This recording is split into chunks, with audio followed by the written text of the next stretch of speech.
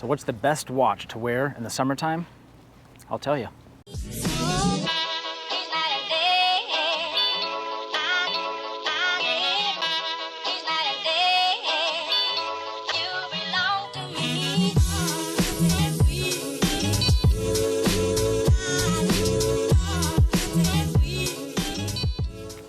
So first and foremost, whenever you're choosing your next timepiece, the most important thing for you to consider is your lifestyle, right? What is your personal lifestyle, and what is the timepiece that's going to match with your lifestyle? So when it comes to lifestyle and choosing that summer timepiece, you have to think of what are the activities that you're going to be doing for your summer. So when I think of the summertime activities that I'm going to be participating in, the first thing I think about is water, right? On those hot days, I'm not just gonna sit inside and beat the heat with my central air conditioning system, okay? I'm gonna get outside and I'm gonna go to my nearest body of water, whether that's a lake, a river, the ocean, or maybe those of you that are really bougie or have that bougie friend, right? Maybe you're going to a private pool. So if I'm gonna be heading to a body of water, the first trait that I need in that summertime watch, it has to be waterproof. I don't need a 30-meter water-resistant dress watch. I need it to be a waterproof watch because we getting wet. I don't want to have to take that watch off when I jump in the pool. Or what if you have that douchey friend that just looks for that opportunity to shove you into the water? Yeah, I need it to be a water-resistant watch.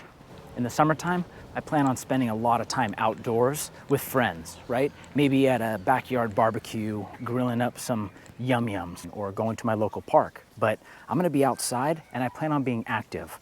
Maybe we're playing volleyball or badminton. Maybe we're doing some beanbag toss or can jam. But I'm gonna be outdoors, I'm gonna be active, so I need it to be a sport watch, something that can take a little bit of shock. What's for dinner? Well, we're definitely cooking steaks. Steaks on the grill or shrimp on the Barbie. I don't care, but I'm outside, I'm grilling something up. So if I'm outside and I'm grilling up steaks, I need to be able to time it. Because here's the rule about using the grill. If you're looking, you ain't cooking. So you want to keep that grill lid closed, but you need a reliable timepiece that's gonna let you know when it's time to flip your meat. Nobody at my barbecue is gonna be eating their meat well done. Rare to medium rare, that's all that's acceptable, okay? So make sure you have a nice timepiece so you don't burn your buddy's meat. So far, my lifestyle suggests that I need a water-resistant sport watch that can time things by the minute. So I'm thinking I need a dive watch. When I think about dive watches with timing bezels, I separate them into two classes: vintage, including vintage inspired, and then modern dive watches. Vintage watches typically have an aluminum or steel bezel, and they tend to be more subtle in appearance. Modern dive watches have all the latest and greatest watchmaking features, so they should come with a ceramic bezel. Now, I love myself a vintage inspired watch with a warm dial and that vintage charm, but vintage dive watches don't have the modern levels of water resistance. Seals and the steel can wear out over time. So in the fall or the winter, when I have a lot of layers on and I'm wearing different textures, I actually prefer the more subtle vintage style dive watches. But in the summer, my wardrobe is much more simple. So in the fall or winter, I would choose the vintage diver all season long. In the summer, I'm wearing far less clothes. I typically have just a pair of synthetic performance shorts and a button-down or polo short sleeve shirt, shoes with no-show socks, my sunglasses, and my timepiece. A much more simple wardrobe. So with that more simple wardrobe, I can afford a little bit of a more noticeable timepiece. So in the summer, I'd prefer to wear a modern dive watch with a ceramic bezel. It catches the light a little bit more. It looks wet all the time. Sorry.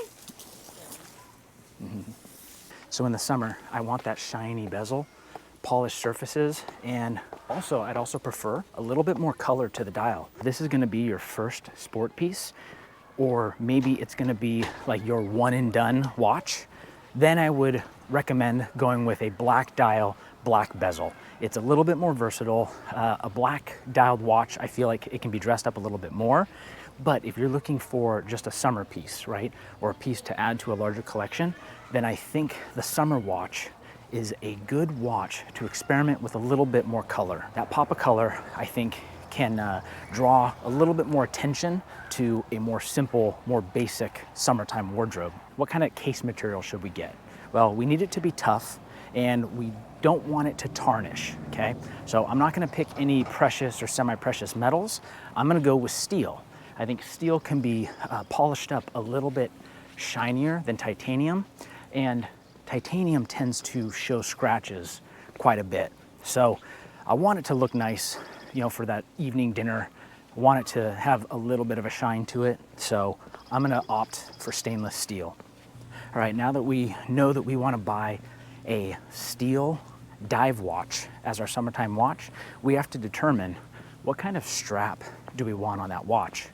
Now, anytime someone is going to buy a sports watch and it has the option of having a steel bracelet, I would always recommend buying it on the steel bracelet first. It's a lot more affordable to buy the bracelet with the watch head than try to buy the bracelet separately without the watch. It's just more cost effective to do it that way. But the problem with steel bracelets is if they're not fitted perfectly to your wrist, and even then, if you are doing an active sport and you end up falling down, right? Like you're playing volleyball or you just have a little bit too much of that summer shandy, you get a little tipsy and you fall down. Well, when you brace your fall with your wrist, sometimes the steel bracelets can kind of bind at your wrist and cause an injury. So in my opinion, I don't know that steel is necessarily the best material for a bracelet or strap. So when we look at steel alternatives, we could go with leather, but the downside about leather is leather does not hold up well to water, especially chlorinated or salt water. Another option would be the fabric strap. NATO straps can be popular on summer watches. A couple things that I don't like about NATO straps though is, number one, if it's a single pass strap, it's actually causing the watch head to lift up off your wrist a little bit higher. I also think that single pass NATO straps end up putting more pressure on removable spring bars, which can cause spring bar failure. I always find it strange when I see novice watch owners that buy a NATO strap, they put their sport watch on the NATO strap, tighten it down a little bit too tight, and then within the first week, they have a spring bar failure, right? Then they post photos of their watch with a failed spring bar and they brag that, oh, look at this, my NATO strap saved my watch head. Now, dummy. In reality, that NATO strap actually caused additional pressure on that spring bar, which probably caused the failure in the first place. Another thing that I don't like about the fabric straps is the fabric tends to start to fade. It can discolor and start looking dingy pretty quickly. So I'm not a huge fan of fabric. If I was gonna do a fabric strap, it would definitely be a two-piece fabric strap, not a single pass NATO. If I was trying to do a single pass fabric strap, I would probably go with something like a Marine Nationale. I think those ones look pretty good. And that might be an all right option for summer. So if we're not doing the bracelet, we're not doing rubber, and we don't want to do fabric, the other option is rubber. Now I think rubber is a great option for a summertime watch. It's waterproof, it gives a little bit of flex in case you fall down, it looks casual, and most popular watches have a good rubber option that can go with the watch head. All right, let's talk about price. For a fun summertime watch that I might bash it about a little bit, I don't want to spend a ton of money, right? This probably isn't going to be my most expensive timepiece in my collection, just in case something happens to it. So I'm probably not going top dollar here.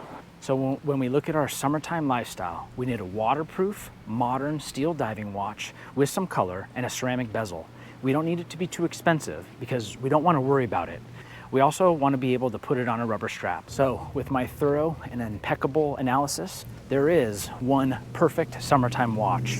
And in my opinion, it is the Omega Seamaster Professional. Now, what I like about the Omega Seamaster is it checks all those boxes. It's a stainless steel dive watch. It has a ceramic bezel, so it's gonna look wet even when it's dry. It's not too expensive, and it comes in a lot of different colors. Now, yeah, you could get the simple black dial, black bezel, and you wouldn't be wrong if that was your first watch or your one and done piece. But Omega makes it in blue, you can get it in white, you can get it in gray and blue, you can get it in two-tone, you can also get it in green. You can buy it on the bracelet, and then afterwards you can buy an Omega OEM rubber strap that's gonna have a perfect fitment to it. So you're able to swap out that bracelet to a strap. With a Rolex, you have to go with a third-party strap, which is okay. And real world pricing, you're able to buy the Omega for half the price of a Rolex Submariner. So there you have it. The best summertime watch, in my opinion, it's the Omega Seamaster Professional. That ceramic wave dial looks awesome. With the Seamaster, you can dress it up, you can dress it down. It looks just as good on the beach, at a barbecue, poolside, or even out at dinner. So that's my pick. If you think you know of a better summertime watch, let me know in the comments down below. And as always, guys, wear your watches.